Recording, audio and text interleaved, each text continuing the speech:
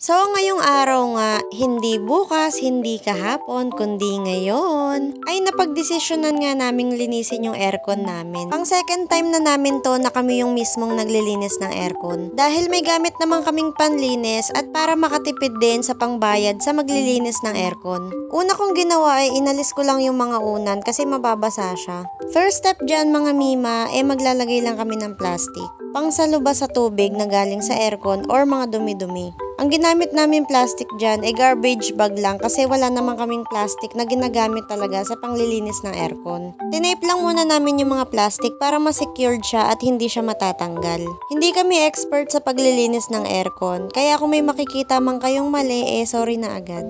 Char. Tapos yan, pinapaliwanag niya lang sa akin kung anong gagawin ko kapag nag-spray na siya. Kung saan ko ba dapat hawakan para hindi mag-leak yung tubig at hindi mabasa yung sahig. Pero hindi pa yan tapos dahil maglalagay pa kami ng isa pang plastic.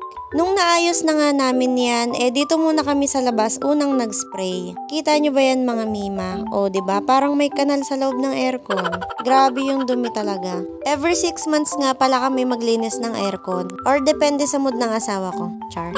Minsan kasi kahit wala pang 6 months, madumi na talaga siya kaagad. Nung okay na sa labas, bumalik naman tayo dito sa loob. Ayan yung sinasabi kong naglalagay pa kami ng isa pang plastic. Dahil garbage bag nga lang yung gamit namin, bitin talaga siya kapag kaisa lang. So naglagay pa kami ng isa pang garbage bag. Yung planggana na pink ay ginagamit namin sa pangsalo ng dumi ng loob ng aircon. Yung timbang green naman, yun yung ginagamit naming tubig na pang-spray sa loob. Nung okay na lahat, ayan na, sisimulan na naming linisin. Yan lang talaga ang silbi ko dyan mga mima. Tagahawak, taga-abot, at taga-turo. Una niya palang inisprayan dyan yung hose niya na papunta sa labas.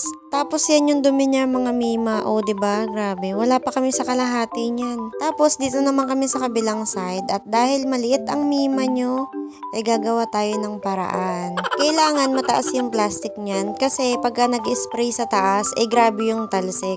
Kailangan i-cover talaga yung aircon. Tapos yan, natapos na nga kaming maglinis. I-flex ko lang sa inyo yung ginamit namin panlinis ng aircon. Yan din yung pinanlilinis niya ng motor kasi malakas talaga yung pressure niya. Dahil rechargeable siya, pwede nyo siyang bitbitin kahit saan. Ngayon, kung tatanungin nyo naman po kung saan po namin siya nabili, hindi ko po alam. Char. Pero totoo, hindi ko po alam kasi biyanan ko po yung bumili nun, bali hinihiram lang namin siya. So, itatanong ko po sa kanya, then babalikan ko po kayo. Char. So, ayan na nga, binabalik na nga ng asawa ko yung pinaka-case ng aircon. Hanggang dyan lang po muna. Salamat sa panonood. Bukas po ulit ha. Bye!